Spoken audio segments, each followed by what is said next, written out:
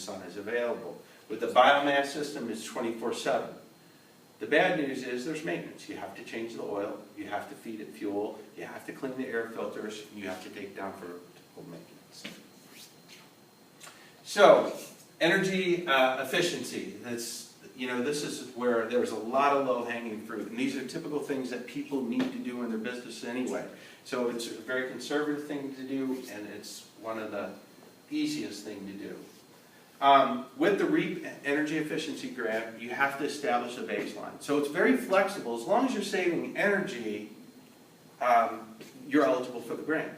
The thing is you have to show how you're saving energy. So you create a baseline, so you do an energy audit by a third party, and then that establishes what your usage is. And then after that, once the construction is done, whatever you did, installation, windows, lights, whatever it is, then you do another baseline and you compare what that savings is, and that's how you become. Now, on new builds, so if you're building a new building and you wanted to apply for the grant, you're still eligible.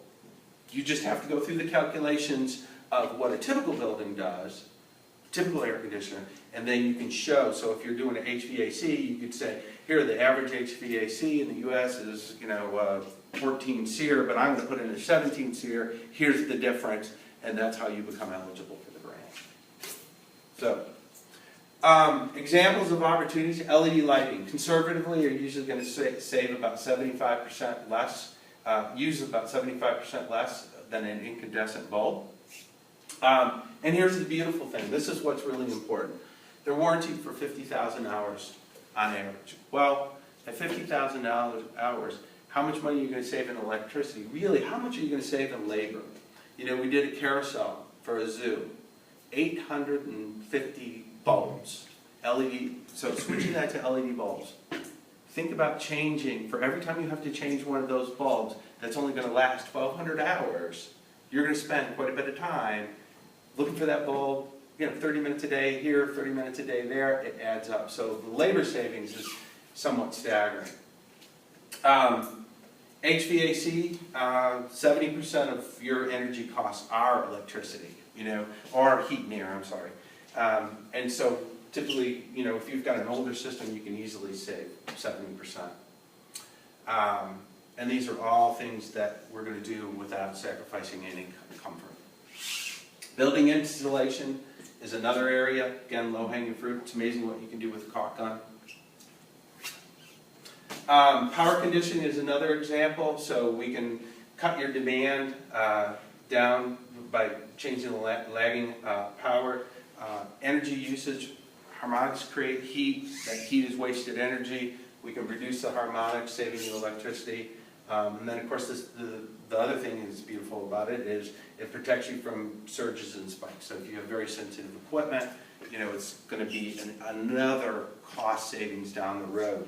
As far as wearing out motors and starting up and things like that, power conditioning all extends the life of the equipment. Window film, again, very simple application. Blocking the UV, lowering your heating bills. And so there's a lot more. Energy efficiency goes on and on and on.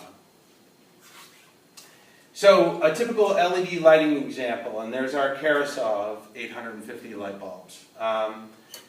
Again, 25% grant, up to $250,000. On LEDs, there's no longer a tax credit for it. So that was the bad news. So quickly going through these numbers, one of the things we have to look at is habits.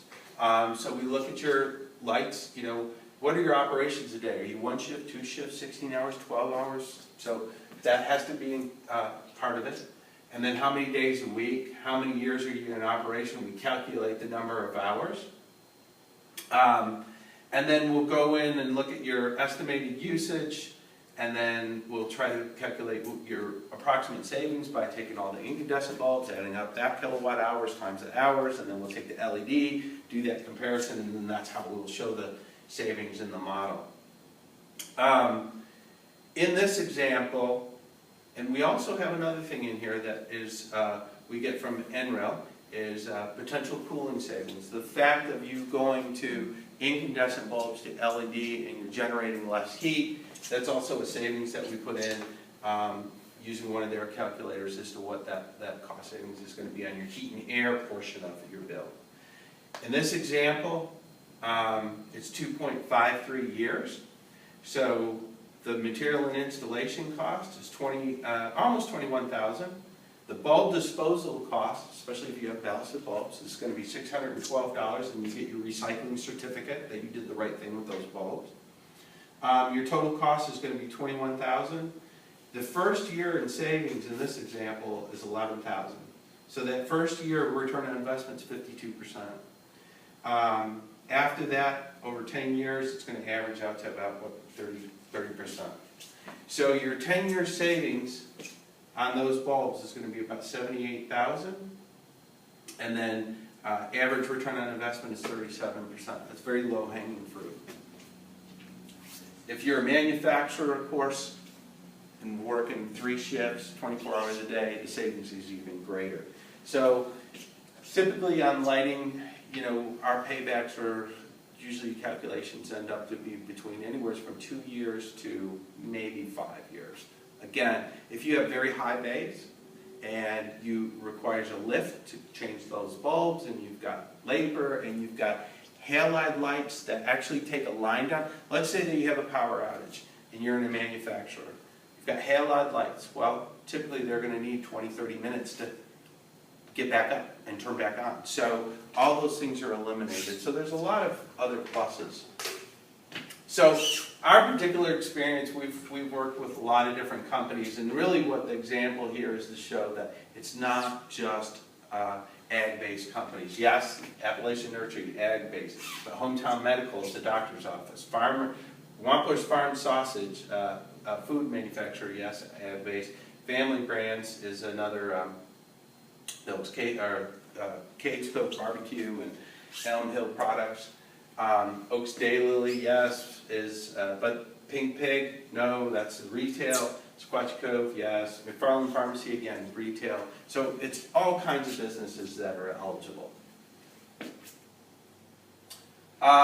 So really the economic impact to your community, somebody that goes after this grant doesn't just affect their company. It affects all the properties or all the businesses around them. There's federal and state money that's going to come into your community. That's money that can be spent on other things.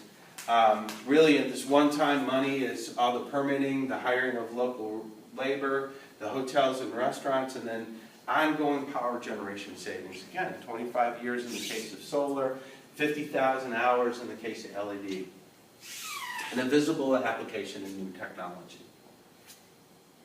So, anyway, make clean energy easy, and my contacts Harvey Avalada and Mary Schaefer-Gill is a grant writer and Vice President of ARiES Energy, and we'd certainly like to help you with getting a grant award.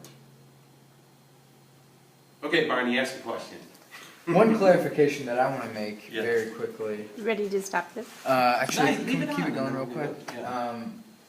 On this, where is it at? Oh, on this one, under manufacturing, what we're actually trying to get across on that one is that 75% of manufacturing industries, if you have 500 employees or less, you're considered a small business. Yes. Yeah. Sorry about that. There's another clarification too. I can't remember what it was, but I skipped over it and looking for a slide. Go back to the beginning, just real quick. Sure.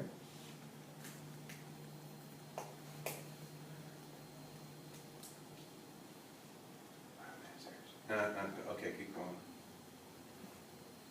Keep going. Keep going. Keep going. Stop. So we can combine these grants that used to be an old wives' tale that you couldn't, and